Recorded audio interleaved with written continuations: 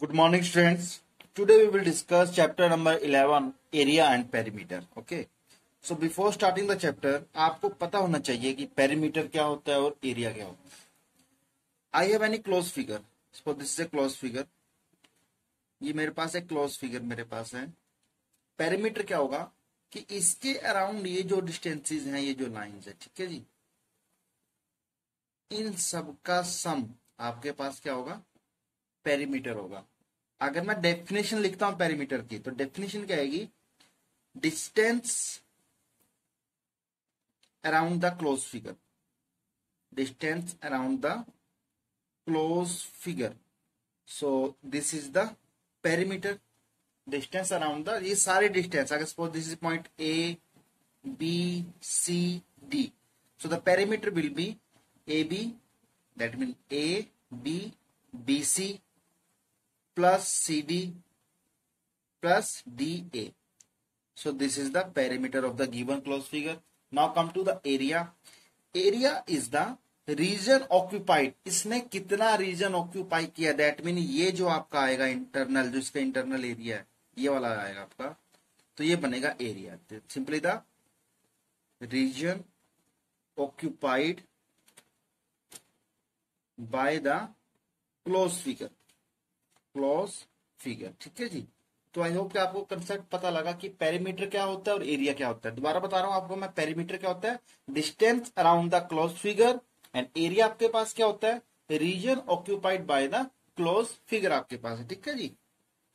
मैं एक simple example लेके चलता हूं आपके लिए. एग्जांपल मेरे पास क्या है, सपोज मेरे पास एक क्लोज फिगर है, ठीक है जी, जिसकी लेंथ 10 सेंटीमीटर और ब्रेथ भी आपके पास क्या, ड्रेस ब्रेथ आपके पास 5 सेंटीमीटर है. ठीक है जी. सपोज ये भी 10 सेंटीमीटर है और ये आपके पास क्या 5 सेंटीमीटर है. आपने क्या बताना है, यू हैव टू टेल कि what is the perimeter and what is the area. So perimeter के लिए क्या होता है आपके पास, the sum of all the distances. So sum first is 10 plus 5 plus 10 plus 5. So बनेगा आपके पास ये 30 centimetre. So this is the perimeter. Then area. अब आपके पास जो मैंने फिगर लिया क्लोज टू दिस, ये रेक्टेंगुलर रीजन, ये आपके पास एक रेक्टेंगल आपके पास है, और आपको पता है कि रेक्टेंगल का एरिया निकालते हैं लेंथ इनटू में breadth, length into breadth. So length आपके पास क्या है 10 मल्टीप्लाई ब्रेथ आपके पास कितनी है 5. सो 10 इंटू 5 आपके पास बनेगा 50 सेंटीमीटर स्क्वेयर.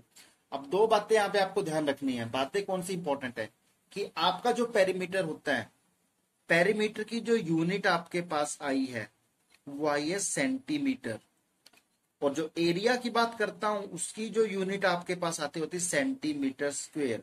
दैट मीन अगर आपके पास क्वेश्चन में कोई क्वेश्चन आपके पास आता है, आपको यूनिट गिवन है, दैट मीन आपको बोलेगा कि आप कंफ्यूज हो जाते हो कि सर पेरीमीटर कौन सा, एरिया कौन सा है. दैट मीन जो यूनिट होगी सेंटीमीटर स्क्वेयर, वो होगी एरिया की यूनिट, और पेरीमीटर आपके पास सिंपल क्या होगा, सेंटी, क्योंकि सिंपल एक डिस्टेंस आपके पास आती है यहाँ पे. ठीक है जी. आपको डेरिवेशन करते हैं, छोटे छोटे डेरिवेशन आपके पास है कि सपोज मेरे पास एक रेक्टेंगल है, ठीक है जी, मुझे इसका पेरीमीटर फाइंड आउट करना है. तो पेरीमीटर में बोलता है कि रेक्टेंगल की लेंथ L है, ब्रेड्थ आपके पास क्या B है. सो ये भी L होगा, ये क्या होगा B होगी. रेक्टेंगल की अपोजिट साइड्स क्या होती हैं आपकी, इक्वल होती हैं. सो द पेरीमीटर आपके पास क्या होगा, L plus B plus L plus B. ठीक है जी. सो L प्लस L क्या बनेगा आपके पास 2L, B प्लस B क्या बनेगा आपके पास 2B बनेगा. यहां से अगर 2 कॉमन आएगा तो क्या बनेगा आपके पास L plus B. So this is the perimeter of a rectangle, जहां पे आपके पास क्या है, सिंपल एक क्या बन जाता है, फॉर्मूला बन जाता है 2 into length plus breadth. Length plus breadth का सम कीजिए, उसको मल्टीप्लाई किससे कीजिए, 2 से कीजिए, आपके पास क्या आ जाएगा, perimeter of the rectangular reason आपके पास आएगा. अब मैं बोल रहा हूं आपके पास क्या है, एक स्क्वेयर आपके पास है. ठीक है जी. स्क्वेयर क्या होता है, all sides are equal. So this is A, this is also A, this will also A, this will also A. अगर मुझे यहाँ पे इसका पेरीमीटर निकालना तो क्या होगा, P is equal to sum of all side again. So A plus A plus A plus A. So ये बन जाता 4A. That means perimeter of the square will be 4 multiply by side. That means अगर मैं बोलता हूँ आपके पास कोई square figure की साइड 10 सेंटीमीटर है, तो perimeter will B 4 multiply by 10 आपके पास होगा. ठीक है जी. लास्ट फिगर एक और आपके पास लेता हूं। अगर मैं बोलूं कि मेरे पास एक इक्विलेटरल ट्रायंगल है, इक्विलेटरल ट्रायंगल भी आपके पास क्या है, जिसकी सारी साइड्स क्या होती हैं, सेम होती हैं। So the perimeter will be a plus a plus a, that mean a plus a plus a क्या बनेगा आपके पास, ये बनेगा 3a बनेगा। ठीक है जी। तो कुछ छोटे छोटे फॉर्मूला आपको पता होने चाहिए। मेन डिफरेंस याद रखना है यहाँ पे, यूनिट, पेरीमीटर की यूनिट सेंटीमीटर, एरिया की यूनिट क्या होगी, सेंटीमीटर स्क्वायर, और यहाँ पे क्या हो सकता है, ये मीटर और मीटर स्क्वायर भी हो सकता है, कोई बड़ी बात नहीं है। बड़ी यूनिट आपकी सेंटीमीटर छोटी यूनिट है, मीटर आपके पास क्या है, बड़ी यूनिट आपके पास है। ठीक है जी। चलिए क्वेश्चन डिस्कस करते हैं, आपको अच्छे से और समझ में आएगा ये। सो बच्चों क्वेश्चन नंबर 1 हमारे पास है, the length and the breadth of a rectangular piece of land. आपके पास एक रेक्टेंगुलर पीस ऑफ लैंड है, ये मैंने डायग्राम बना लिया यहाँ पे, ये फिगर आपके पास बन जाएगा। रेक्टेंगुलर पीस ऑफ लैंड आपके पास है, are 500 metre and 300 metre, that mean length आपके पास जो है वो है 500 मीटर आपके पास है, और ब्रेड्थ आपके पास है 300 मीटर। Find its area. तो सबसे पहले आपने बताना एरिया। सो एरिया आपको बताया था, बहुत सिंपल सा फॉर्मूला होता है, लेंथ इनटू में ब्रेड्थ। सो लेंथ आपके पास कितनी, 500, सो 500 मल्टीप्लाई बाय 300, 5 3 जा 15, 1 2 3 4 0 आएंगी।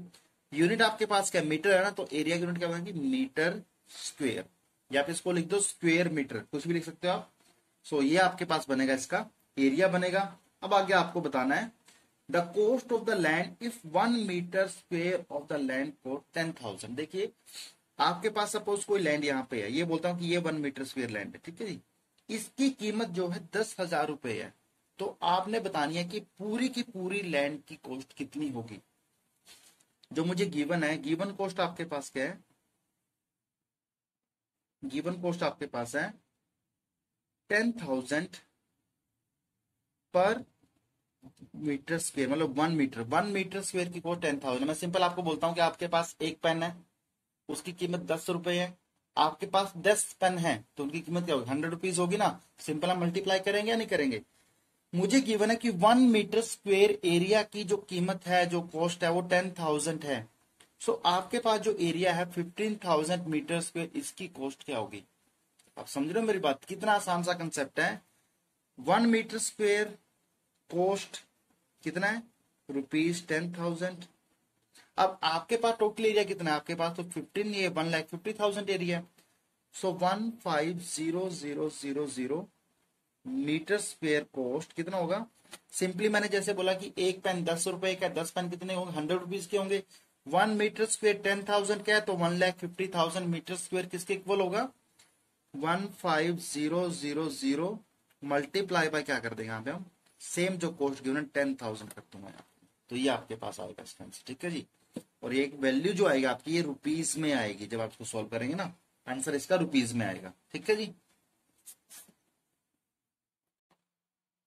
Now question number 2, find the area of a square park whose perimeter is 320 metre. That mean आपको गिवन है पेरीमीटर, पेरीमीटर आपको गिवन है 320 मीटर, और आपने बताना क्या है, इसका एरिया बताना है।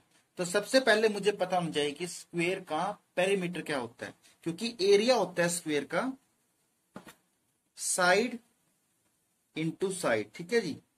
तो ये होता है एरिया। अब एरिया निकालने के मुझे क्या चाहिए, साइड चाहिए। साइड तो मेरे पास है नहीं है, तो मैं साइड कहां से निकालूंगा, side I will find from the with the help of the perimeter.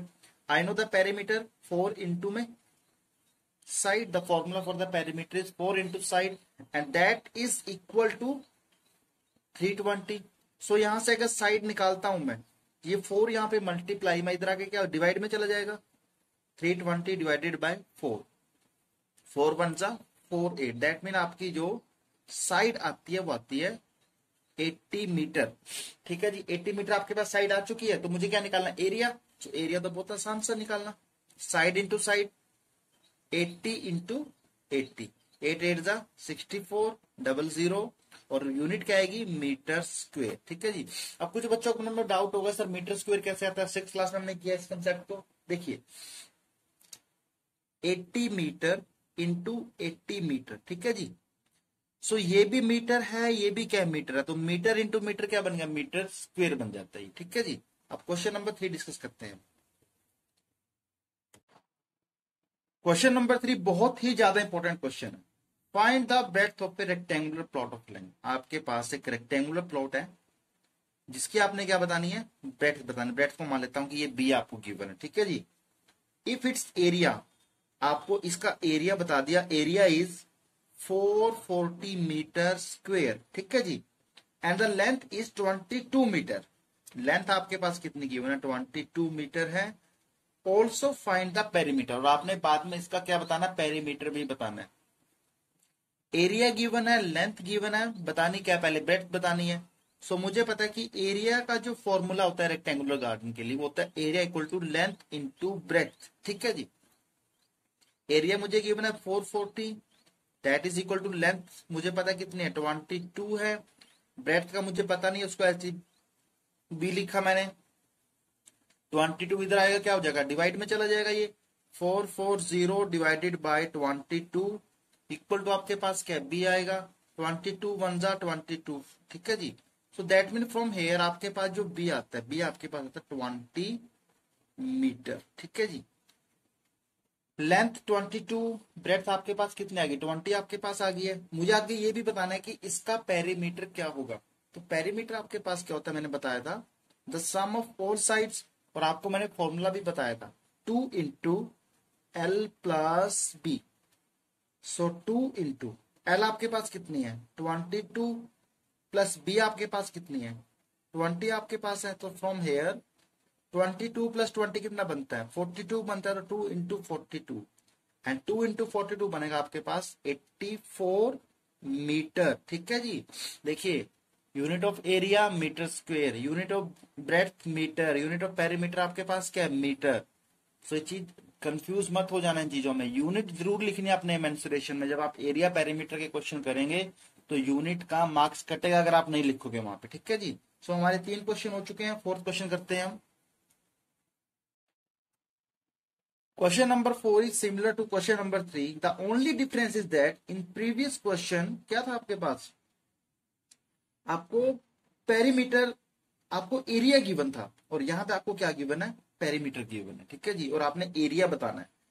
The perimeter of a rectangular sheet is 100 centimetre. That mean आपके पास कोई रेक्टेंगुलर शीट है, अगर ऐसे बनाऊं शीट को मैं, तो ये शीट मैंने ऐसे बना दी, आपके पास ये शीट है, ठीक है जी। इसका पेरीमीटर आपको गिवन है 100 सेंटीमीटर, ठीक है जी। If the length is 35 centimetre, length आपके पास कितनी है 35 सेंटीमीटर आपके पास है। फाइंड द ब्रेड्थ, एक तो आपने ब्रेड्थ फाइंड आउट करनी है, और उसके बाद ऑल्सो फाइंड द एरिया, और आपने इस बाद में इसका एरिया भी फाइंड आउट करना है। देखिए मेंसुरेशन के जो क्वेश्चन आप करोगे एरिया पेरीमीटर के, जो आपको गिवन है ना सबसे पहले उसको लिख लो।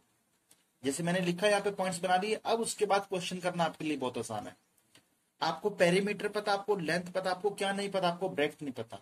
तो सबसे पहले ब्रेड्थ निकालने के लिए वही same formula, P is equal to 2 into L plus B. तो P आपके पास कितना है 100, 2 एज इट इज। लेंथ आपके पास कितनी है 35 प्लस बी आपके पास, बी तो आपने फाइंड आउट करना है।